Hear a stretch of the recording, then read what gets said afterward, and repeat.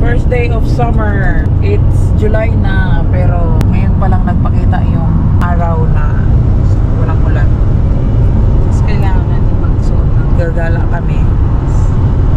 But it's our first day to go out somewhere outside our city. With this beautiful driver. Turko. Makita ba yung camera dito? Oo, di ba? Hi guys! Mag-vlog tayo ngayon! It's party party! Woo! Woo! Oh my God! Sige na, see you later! Alligator! Bye! Alligator. First time nangyari sa buhay namin na nag-traffic ngayon dito sa Finland. May tractor kasi, so ayun, parang yung tractor paalis na sa ng buhay namin. Paliko na siya ng left. First time talagang nag-traffic dito dahil dyan. Siyempre dito, may speed dito. Ayan. Yan, may camera yan guys. Yan, grabe. Nakabayad ako ng 170 euro niyan. Kung pasiga-siga ka sa daan, hindi mo tignan yung katulad niyan. Yan yung speed. Then magugulat ka na lang na may magpicture na sobrang liwanag. Magugulat ka na lang, meron na ka ng bill na darating sa bahay mo. Ang laki ng lupain namin dito guys. Pwede kayong mag-rent dito. Guys, may story ako dito sa daan na to.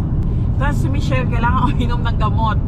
So, nag-stop kami dyan sa bus stop. Ito ba yun? Parang dito yun, something. Tapos, nag-emergency light kami. Nagugulat na lang kami. Meron kumatok sa pintuan. Tapos, nagtatanong na, okay lang ba? May problema ba? Ganon. Kasi, dito pala, pag nag-stop ka, hindi ka pwede mag-emergency light. It means, may something na, nangyari emergency. Dapat signal ka lang ng right lang. Pag mag-stop ka, wag talaga yung emergency. Kasi pag mag-emergency light ka, it means kailangan mo talaga ng tulong. Tsaka hihintuan ka nila, ganon.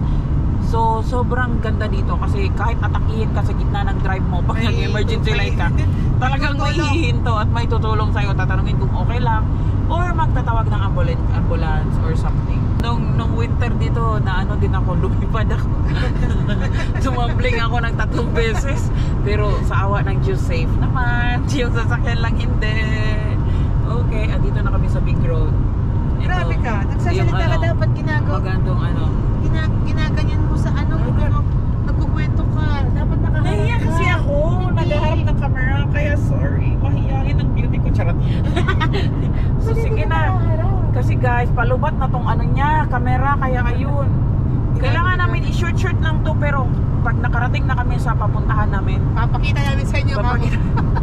Tsaka kami mag-video kasi ayun na, nawala na yung screen. Sige na, bye-bye. Bye! Malapit na kaming makarating sa aming pupuntahan. Punta kami sa vacation place namin guys. Sa ngayon lang naman. Papasok siya. Papasok siya sa maliit na road. Ayun, isa din to sa lupain din namin dito na city. Diba? Ang yaman namin dito. Ang laki ng lupain namin. Huy, ang ganda ng bahay na yun.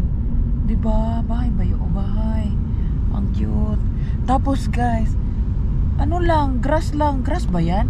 But ito na yun. Ang ganda ng bahay. Bahay nga siya. Tapos garage. Oh, ganda nun. Ayun o. Volleyball. Yay. Ay, ganda ng bahay yun, girl. Ay, bahay. Ang gaganda ng bahay din dito pala. Dito, oh. Ayan. Ang cute. Tapos hirap din dito pag winter eh.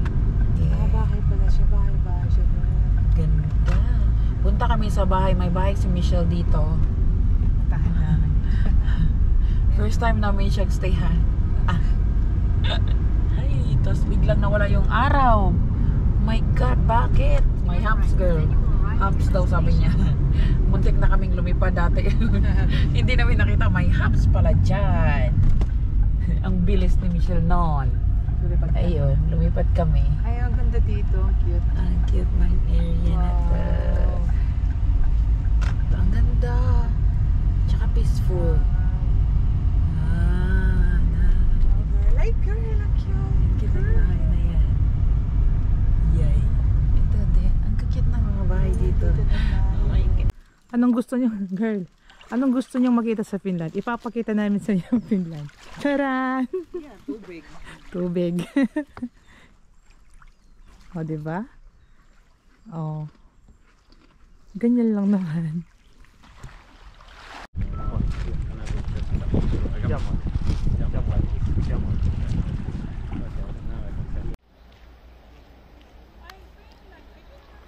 Dito pala sila dumadaan, no? Wala na, girl. Sana nagpa-video na lang pala. New building. Now we are in the city. We go to the city. Oh my God. freaking raining.